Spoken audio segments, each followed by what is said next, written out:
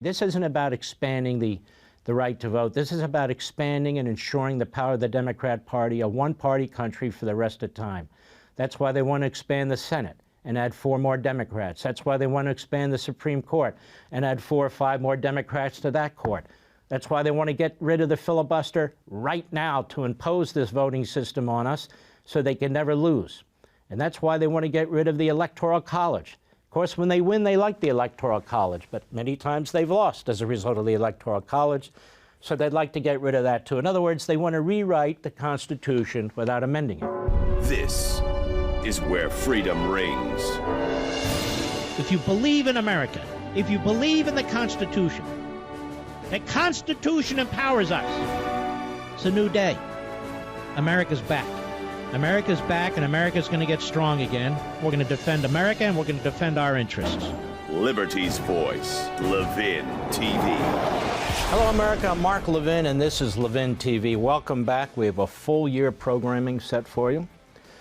I hope you've enjoyed the last, almost 5 years now. 5 years of programming on Levin TV. Here we are on the Blaze Media Network. And it's going to be a hell of a year. So I hope you'll stick with us. And those of you who have friends and family who have a similar mind or they're not sure what mind they're in, I hope you'll have them join us as well. I wanted to start the new year with something a little different. Some of you have seen this, some of you have not. It was presented to me and I said, wow, I really like this. Has absolutely nothing to do with any kind of issue-oriented substance, which we will get to. But I just found it to be refreshing. And what it is, you'll hear the Bruno Mars song, Uptown Funk, and then you'll see dancing and dancers from the 1930s, 1940s, and 1950s. I just thought it was beautifully, beautifully done. And so I want to start off the new year with this little clip. Take a look. Go.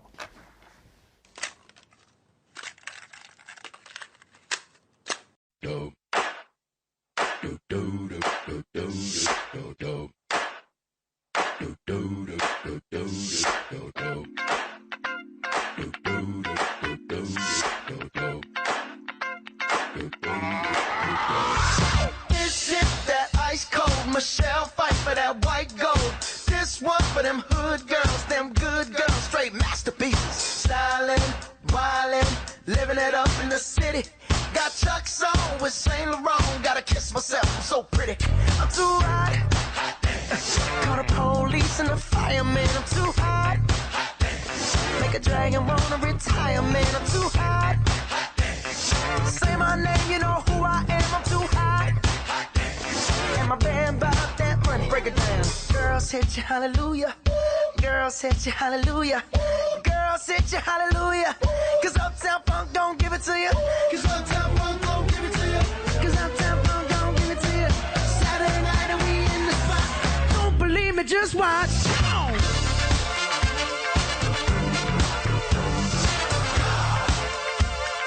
Don't believe me, just watch.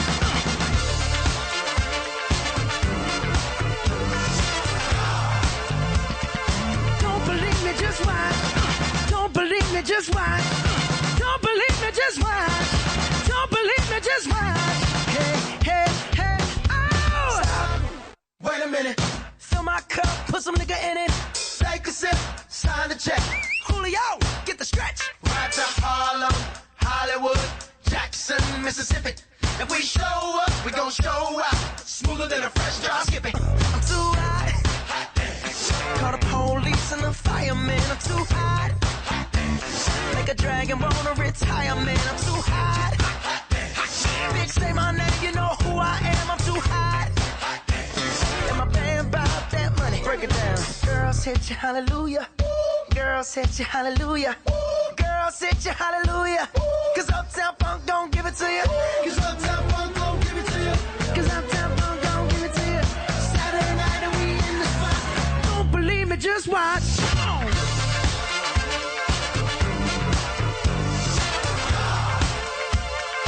Don't believe me, just watch.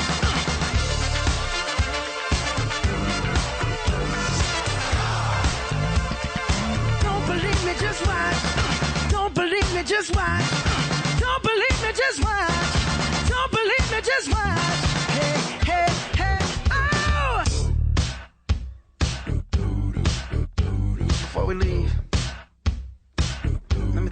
something. Uptown, funk you up. Uptown, funk you up. Uptown, funk you up. Uptown, funk you up. I said uptown, funk you up. Uptown, funk you up. Uptown, funk you up. Uptown, funk you up. Come on, dance, jump on it. If you said and flown it. If you freak dead and own it. Don't brag about it, come show me. Come on, dance, jump on it. If you said and flown it. Well, it's Saturday night and we in the spot. Don't believe me, just watch. Come on.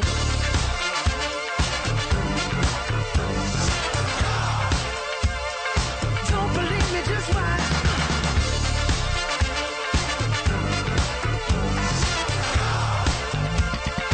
Don't believe me, just watch. Don't believe me, just watch. Don't believe me, just watch. Don't believe me, just watch. Hey, hey, hey, oh!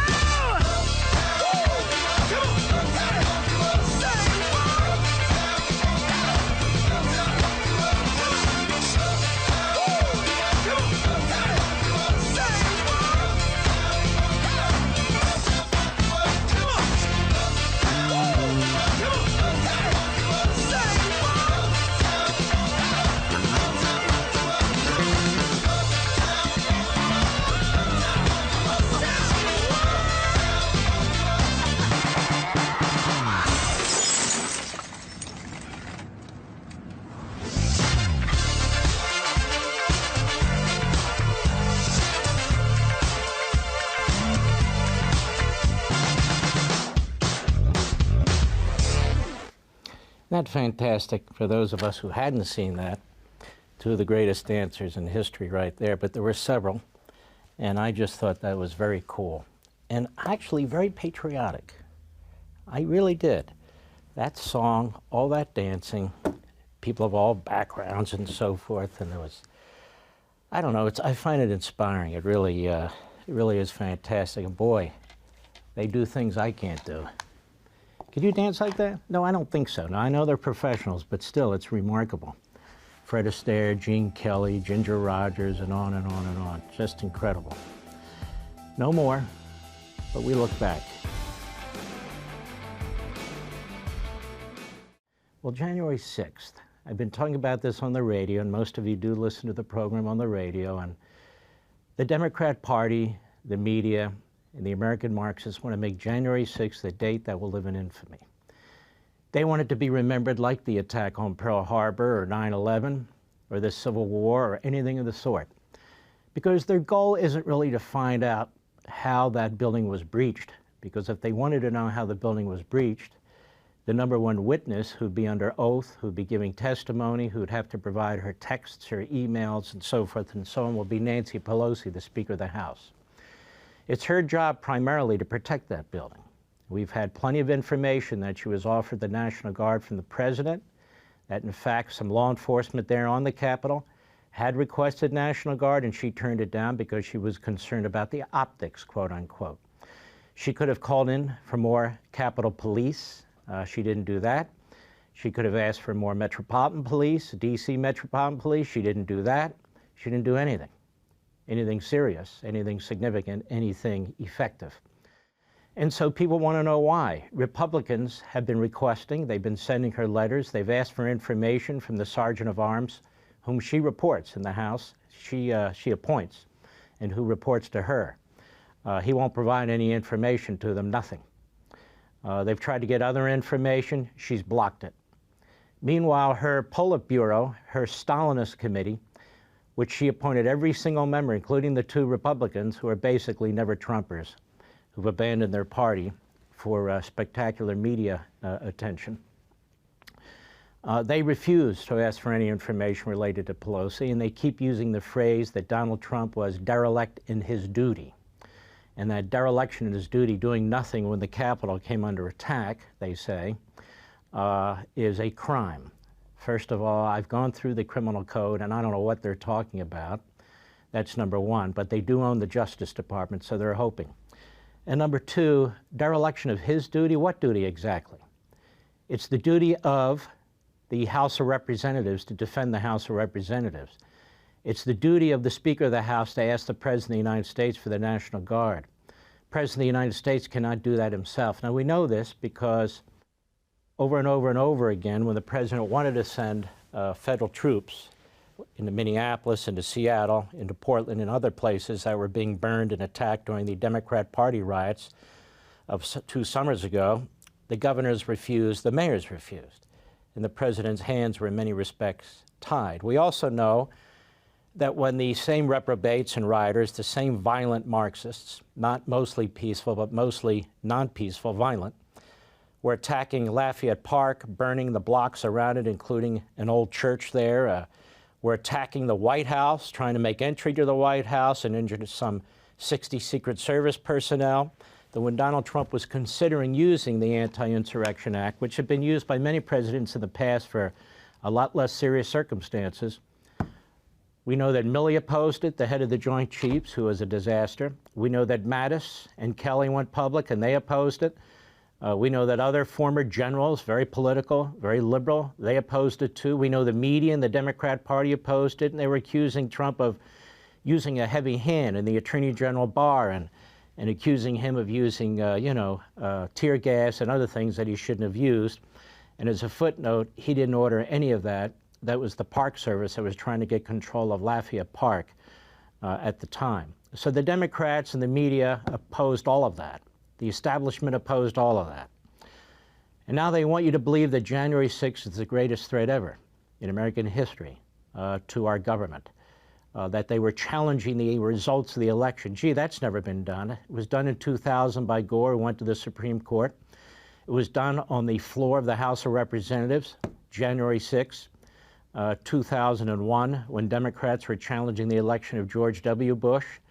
It was done in 2004 when they were challenging his re-election and claiming that John Kerry had actually won the Electoral College in a number of these states. Nobody can still figure that out.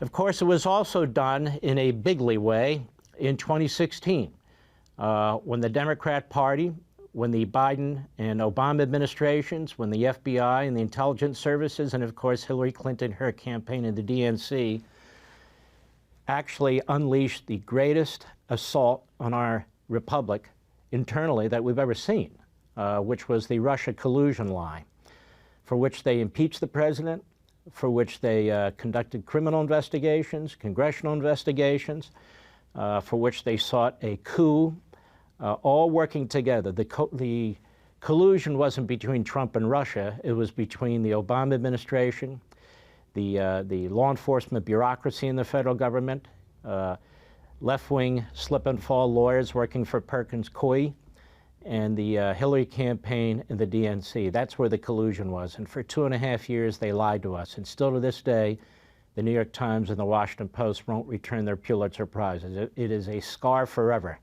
on so-called journalism in this country, which really doesn't exist in any serious or substantive way. And so they want January 6th to be the big day. Now, January 6th, we already have this committee that has lied and leaked.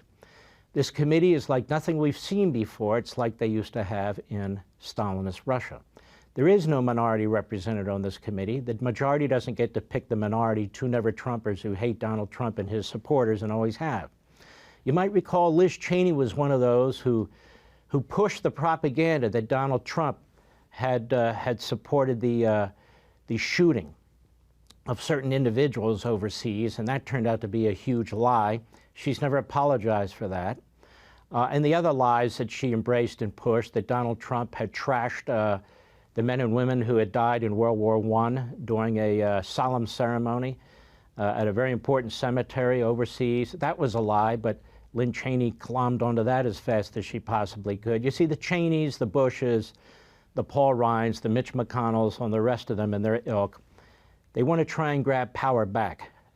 They use it in ways that are not effective in terms of pushing back against the American Marxists. They use it in ways to feather bed and take care of their own people and their own legacy, but they do not represent most of us. They have rejected the Reagan Revolution, they have rejected the Tea Party Revolution, they have rejected the Trump Revolution, and of course they reject every effort to secure our liberties in the Constitution. That's the nature of this element within the Republican Party. And they never accepted the 2016 election either.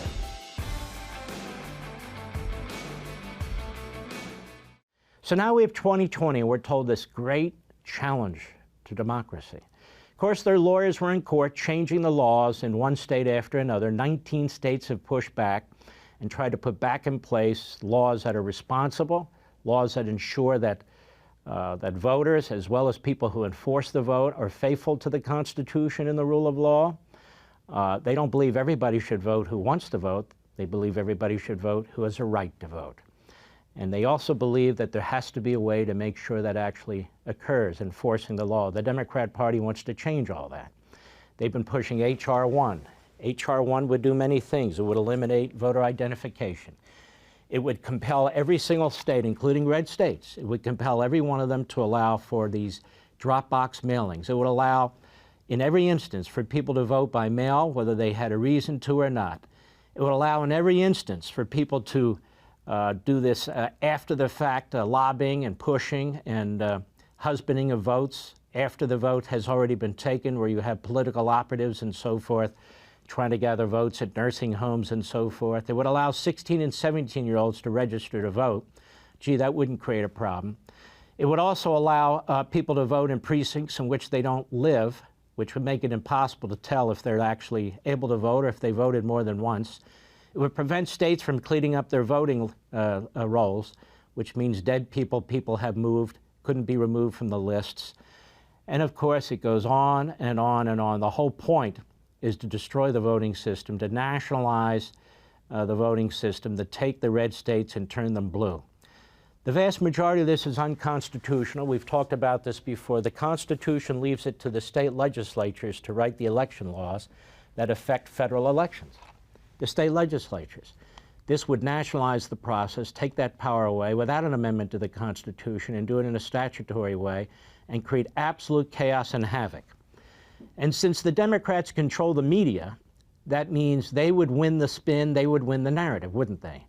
It's always the Republicans. And this is why, of course, Joe Biden won by this process. Joe Biden insists on retaining, if not expanding, this process. It was set up, we were told, under the subterfuge that people couldn't vote in person because of the pandemic. Remember that?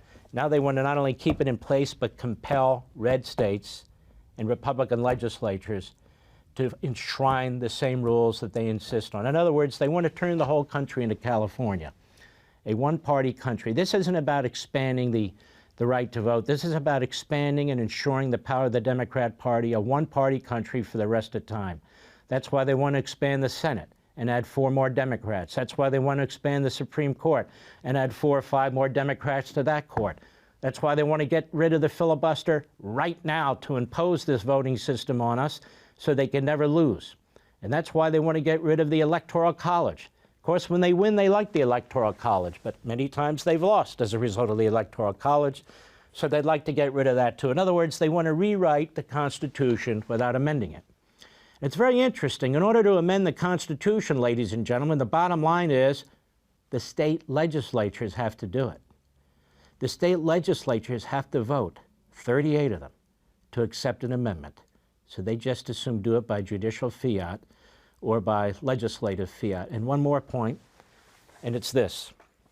The Democrat Party is about the Democrat Party. It's like the Communist Party. Whether you look at China or you look at Cuba or you look at Venezuela or any of these places, the party comes before the country. Because if the party fails, they destroy the country. Now, the party destroys the country anyway, but I'm telling you their mentality and their model.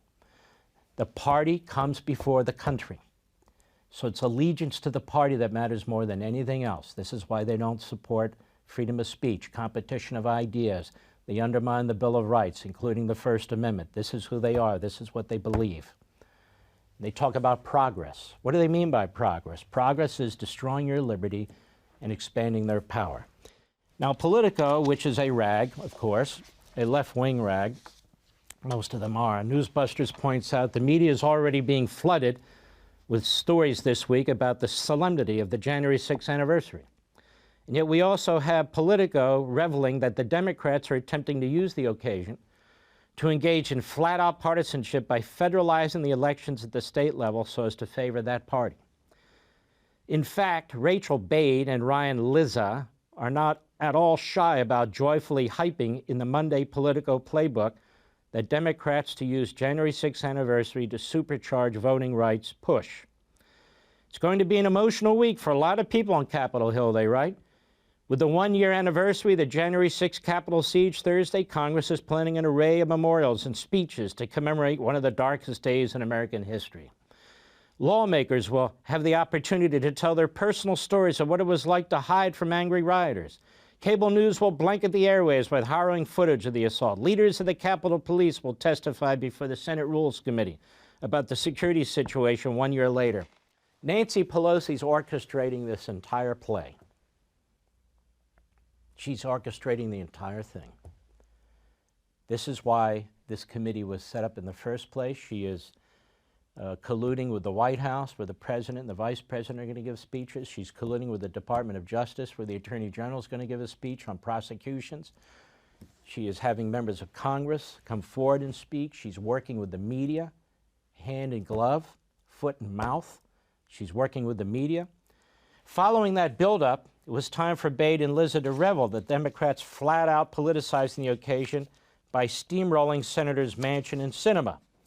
They write, but the Democrats are hoping that Thursday will be more than just a day of remembrance. In the Senate, we hear from well-positioned sources, there's a desire to take the opportunity to supercharge the party's long-stalled voting rights legislation. Notice how the media speak just like the Democrats. They use exactly the same language. It's voting rights legislation, not corruption, fraud, the destruction of competition among the parties and the voters. It's voting rights legislation. Possibly even using the anniversary to try and get Senators Sinema and Manchin to go nuclear on the filibuster or embrace the rule changes. Now, Manchin has said he supports most of the proposed changes to voting rights. Don't think Manchin is this principled, upstanding, earnest politician. He's a hack. They go on. Here's how we expect this to go down. Senate Majority Leader Chuck Schumer, in other words, they've been told, Chuck Schumer is expected to lay out a plan today, which was the other day, that will bring the party's push to nationalize voting rights protections to the floor in the coming days. Voting rights protections. Voting rights protections. That's how they phrase it. All week, Democrats will argue that the flurry of voting restrictions that have passed in Republican-controlled states over the last year are as a direct result of the January 6 riots and the big lie promulgated by former President Donald Trump, and that democracy is still very much on the line. You see how it's all twisted? You see how they push their agenda? You see how the propaganda works? So these Republican legislatures are racist too. They're part of the January 6th insurrection.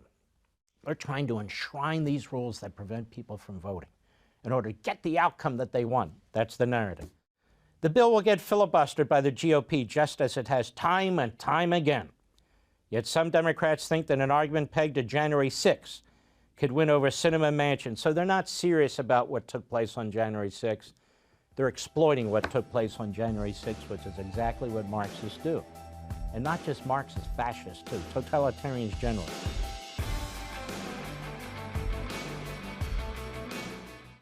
Now, was there an explosion? A bomb set off at the Capitol building? No. Were members of Congress shot? No. Did the people who came into the building use pistols or rifles or grenades or anything of that sort? Any weapon? No. Should they have broken into the building? No. Should they have attacked police in certain cases? No. And those people should be pointedly prosecuted.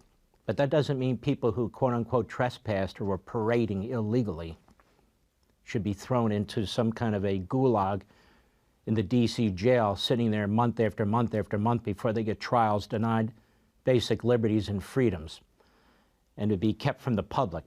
And that doesn't mean the media should cover it all up either. Clearly, this isn't the greatest threat to our democracy since the Civil War, but you're going to hear this over and over again. Let me suggest that the assassinations of Garfield, of McKinley, of John Kennedy, those were pretty bad threats against this republic. And the others, the attempted assassinations, including the attempted assassination of Harry Truman, the attempted assassination of Ronald Reagan, and other attempted assassinations. Yeah, those were pretty bad too. Or how about the Democrat Party's conduct after the Civil War? Its support of the Ku Klux Klan and lynchings. It wasn't until the 1920s that they finally agreed to language in their platform, the Democrat Party, to oppose lynchings. Before that, they either supported them or were utterly silent. Or the Democrat Party in Plessy versus Ferguson, that is separate but equal. And the Democrat Party when it comes to Jim Crow, preventing individuals from voting and having poll taxes and literacy tests and all the rest, threatening people. That was the Democrat Party. The Democrat Party preventing little black kids from going to school with little white kids. Orville Faubus and George Wallace, those were Democrat governors. The Democrats like to rewrite history and say, oh, they'd be Republicans today. No, they wouldn't. No, they wouldn't. We wouldn't tolerate them any more than we tolerate anti-Semites and Marxists on the left today, which the Democrat Party tolerates bigly. Now, I want to show you some things that took place when we had real reporters at this Capitol building. Something that really took place at this Capitol building, and it was the Weather Underground. The Weather Underground. Bill Ayers, Bernardine Dohrn, friends of Barack Obama later in his life, domestic terrorists who were never held to account for what they did. And not only did they bomb the Capitol building, a year later they bombed the Pentagon. 2 years later they bombed the State Department. Yes. And then in 1983 they went back and they bombed the Capitol again. Of the left, of the Communist Party left, of the American Marxist left. And guess what? Those who were convicted, many of them had their sentences commuted or were pardoned. Now, there was an attack in 1954, again off the hard left, by Puerto Rican nationalists, part of a communist movement as well. They went into the House gallery and they shot members of the House of Representatives. 5 members of the House of Representatives were shot, 1 seriously injured. They sought to kill them as they waved the Puerto Rican flag around because they wanted Puerto Rican independence. The problem was, on the numerous votes they had in Puerto Rico for independence, the people voted it down. Every one of those who lived were given pardons by Jimmy Carter.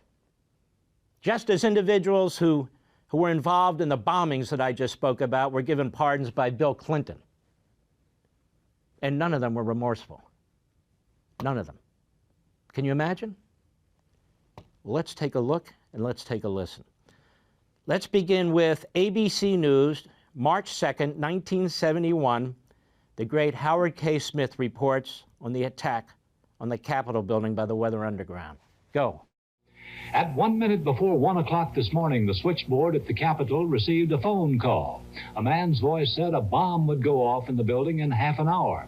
At 1:30 in the morning, it did, in a small, unmarked restroom on the ground floor of the Senate side, next to a barber shop and near several small offices, including one committee hearing room.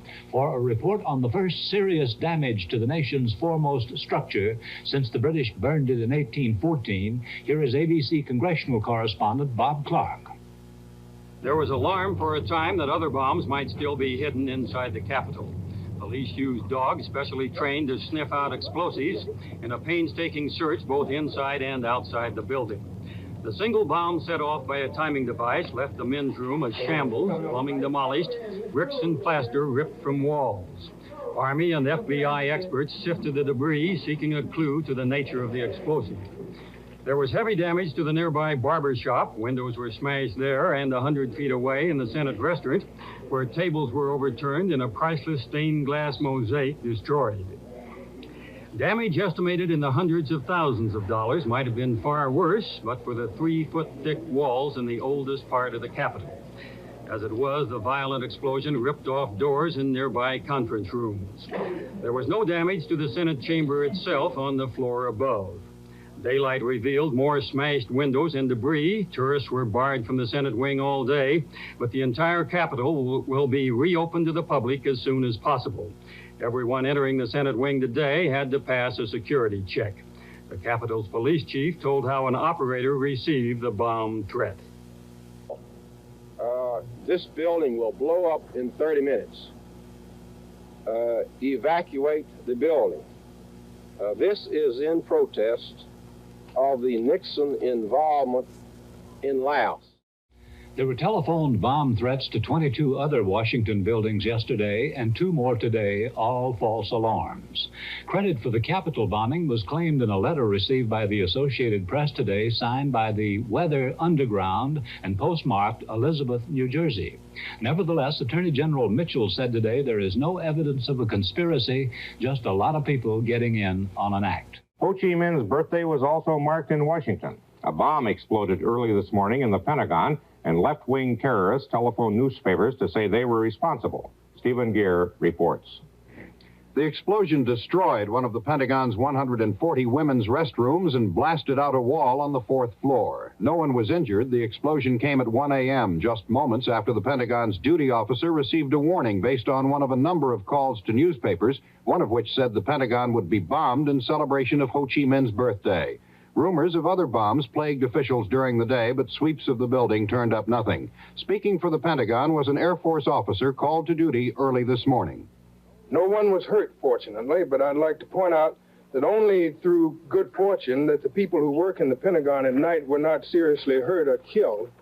There are quite a few people working right down the hall from where the explosion took place who could have very easily have been in that area at the time.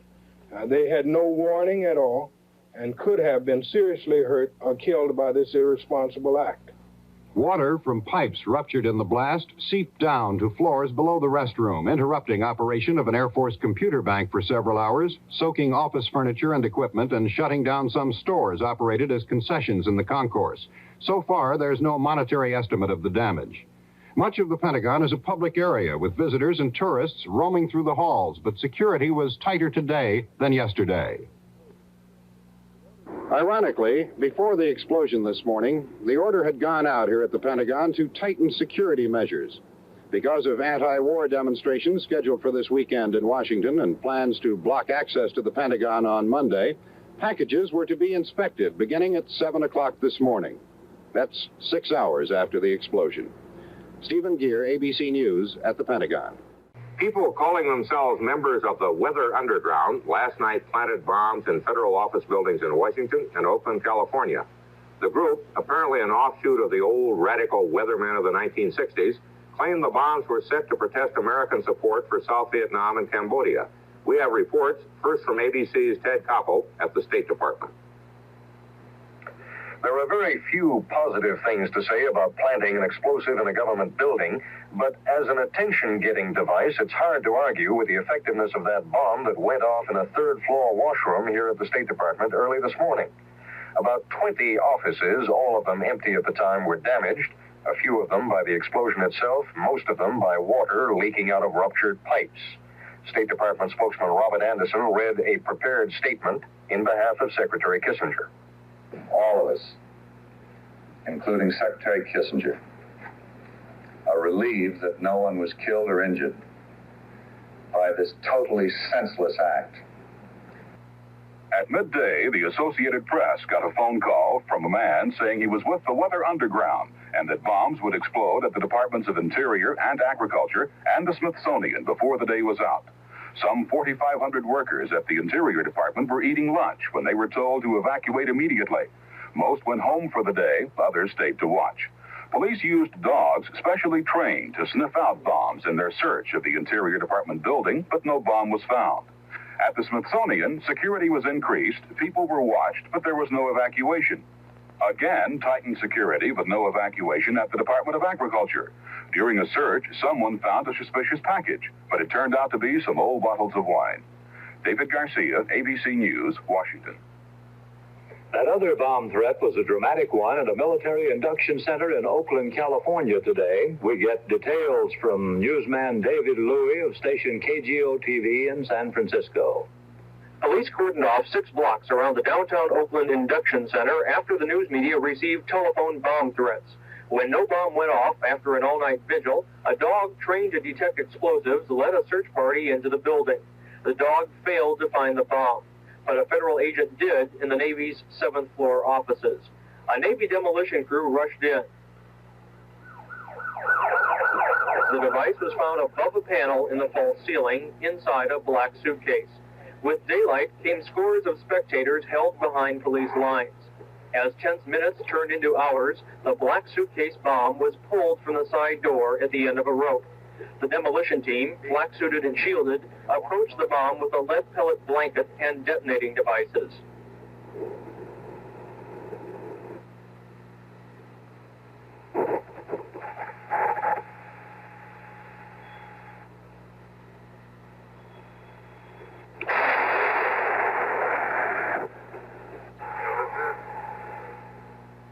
After 2 attempts, the case caught fire, in turn setting off the charge.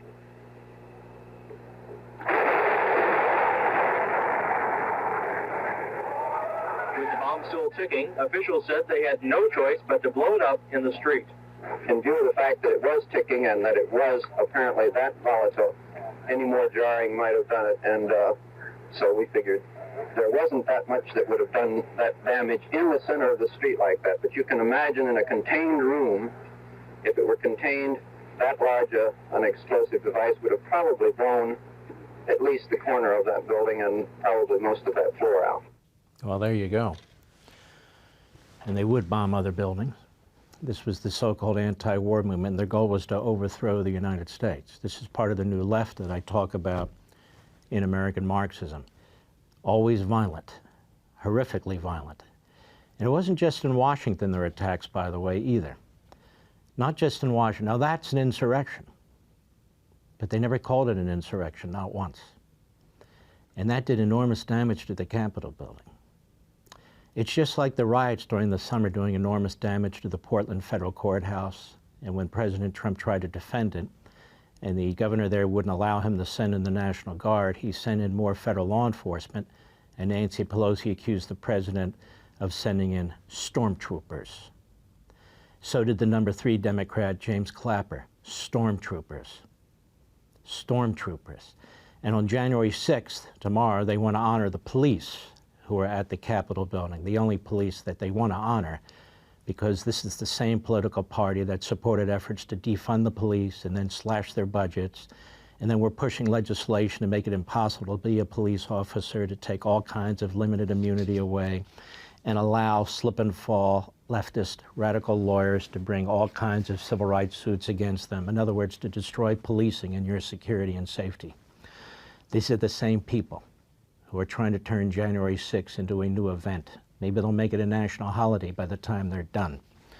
All that said, the greatest threat to America is not what happened on January 6th, and I take second place to nobody in condemning violence of all kinds, including in the Capitol building.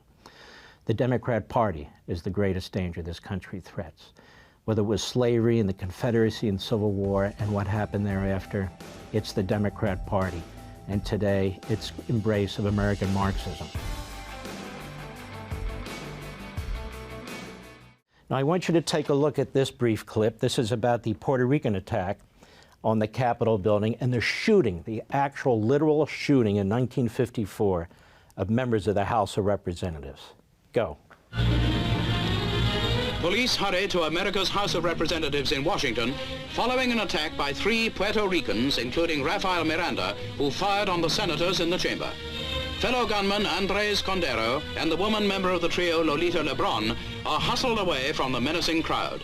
Firing more than 20 rounds from their Luger automatics, the 3 fanatics seriously wounded 5 senators.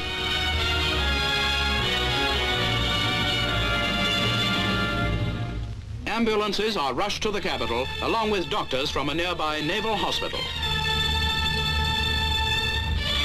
Alvin Bentley, wounded near the heart and in the stomach, is carried out while police push our cameraman aside. Bentley's condition is still reported as critical. Clifford Davis, a Democrat leader, was wounded in the right leg. In the excitement, a doorkeeper, William Belcher, suffered a heart attack.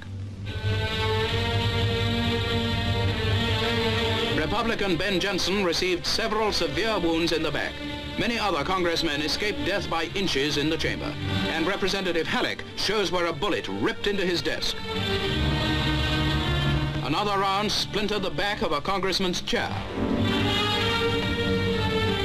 Representative Van Zandt, who helped capture one of the gunmen, points out where a bullet smashed through a chair seat after wounding one of the congressmen. Police demonstrate how a Luger was hidden in Lolita LeBron's handbag when she entered the visitors' gallery before the attack. The other assailants' guns are held as evidence. At police headquarters, reporters learn that a fourth member of the team, Irving Flores, has been arrested. Another Puerto Rican has since been accused of threatening to kill President Eisenhower. Still defiant and still unrepentant, Mrs. LeBron and her partners made the attack to draw attention to Puerto Rico's demands for complete independence. Now all three assailants are awaiting trial for attempted murder.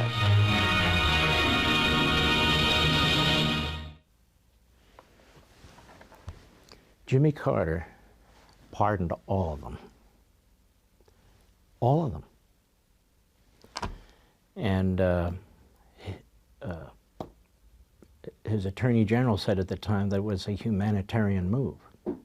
The Secretary of State said at the time, Vance, that it would send a message all over the world that the United States is a compassionate country. That's an insurrection. The bombings before were an insurrection. The bombing again in 1983 was an insurrection. Nobody was shot in the Capitol building on January 6th except a Air Force veteran who was shot in cold blood. She didn't have a weapon. She didn't attack anybody. She was crawling through a broken window and she was shot and killed. The media also like to say 5 people died that day. And they point to individuals who had heart attacks and so forth. They point to the officer who they first said was hit over the head with a fire extinguisher and killed by a protester, but that isn't the case. It was a stroke. And they attribute all those to January 6th. Well, then how many people died in Minneapolis during the riots from heart attacks and strokes and other events? How come they don't do that? Because the media are corrupt, they're sickening. They push an agenda. They're working with the Democrat Party now about January 6th. The people who violently attack police officers should be prosecuted fully. The people who literally broke into the Capitol building and did damage should be prosecuted fully. But how about the people who were waved in by the Capitol Police? What are they being prosecuted for? And yet they are. Or how about the people who stood on the Capitol grounds and watched? Why are they being prosecuted for trespass? Why is that? Why are some of them still in this jail in D.C., this so-called corrections facility? Why don't we know more about them and so forth? So I would bring this up to you that this is what's going to happen. The New York Sun had a very important piece, I thought, an editorial, because now Liz Cheney has given it up. She said basically what they're trying to do here, and she said it on Sunday, and I paraphrase, prevent Donald Trump from ever being president of the United States again and to change the Republican Party to pre-Trump. She essentially said that. So that's really the goal here. And of course, the Democrats are all for it. Whatever reason Liz Cheney gives, she's a useful idiot, as Lenin would say. By suggesting criminal charges could be in the cards for President Trump, the House committee investigating the events of January 6th isn't just weakening their case before the Supreme Court. They're also skating close to the constitutional prohibition on bills of attainder. That's one of the limits Americans placed on Congress in joining what the Supreme Court has called trial by legislature, exactly what the January 6th committee appears eager to conduct. The Constitution forbids bills of attainder as a, quote, general safeguard against legislative exercise of the judicial function, unquote, Chief Justice Warren explained in United States versus Brown. Under the British monarchy, such bills were used to punish without a trial individuals accused of disloyalty, treason, or any conduct the Parliament found objectionable. The framers, Chief Justice Warren wrote, sought to guard against such dangers by limiting legislatures to the task of rulemaking. Members of the January 6th committee seem to have lost sight of that wisdom. So far, they've been racking up victories in their effort in federal court to breach Mr. Trump's executive privilege. The Supreme Court, though, has yet to decide whether to hear Mr. Trump's appeal asking to shield his papers. Strikes us that the committee's chairman has handed Mr. Trump's lawyers valuable ammunition of Congress's actual intent. And these judges that have ruled have almost to a man and woman been appointed by either Obama or Biden, just so you know. And they're in Washington, D.C. Now, this misstep came but hours after Mr. Trump filed his appeal to the High Court. I can assure you that if a criminal referral would be warranted, Congressman Benny Thompson of Mississippi told the Washington Post, There'd be no reluctance on the part of this committee to do that. On Sunday, Congresswoman Liz Cheney said she saw a number of potential criminal statutes at issue. If the committee does dredge up evidence of illegality by Mr. Trump, it will be passed on to prosecutors. Yet even the New York Times concedes criminal investigation is not the primary mission of the committee, quote unquote, noting that the substantial political impact a referral to the Justice Department would have. So in other words, just what this Nancy Pelosi picked committee would refer to the Justice Department, a request for a criminal indictment against a former president, that's enough for the New York Times. The Holocaust covering up New York Times, the Stalin supporting New York Times, the Castro supporting New York Times.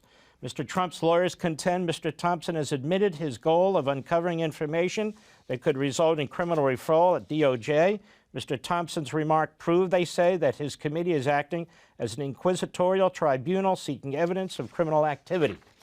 The committee established by a resolution of the House is mandated to investigate the facts, circumstances, and causes of the January 6th attack on the Capitol. It cannot, Mr. Trump's lawyers maintain, embark on what is essentially a law enforcement investigation with the excuse that it might legislate based on information that turns up in the course of exploration. The committee needs to validate its legislative purpose. It's more than that. It's much more than that. They say, we're not suggesting Mr. Trump will win on this head. We are suggesting it's a serious point. It just might appeal to Chief Justice Roberts and so forth. Well, not just the fact that they're looking for some criminal event. It's worse, actually. They will not look into the breach of security by Nancy Pelosi. The entire purpose of the committee is illegitimate. If they want to find out what happened and how to fix it, they need to investigate Pelosi and what she did. Where are her text messages? Where's her testimony under oath under penalty of perjury? Where are her emails? Have they asked her to secure all of her information, including documents and so forth? Have they asked her staff to testify and speak to them about what is taking place? No, they haven't done any of that, because this is all about politics. It's all about the Democrat Party. Nancy Pelosi is the worst Speaker of the House in American history. She's evil, she's stupid, and she's power hungry. And I mean that. She's the worst of the worst. Well, welcome back, ladies and gentlemen. Will the new year be better than last year? Who knows? Everybody always thinks so. Does it ever turn out that way, really? I'm not so sure. We live each day, one at a time. We do our very best and hope for the best. And that's what we're doing here. I'll see you next time on LevinTV.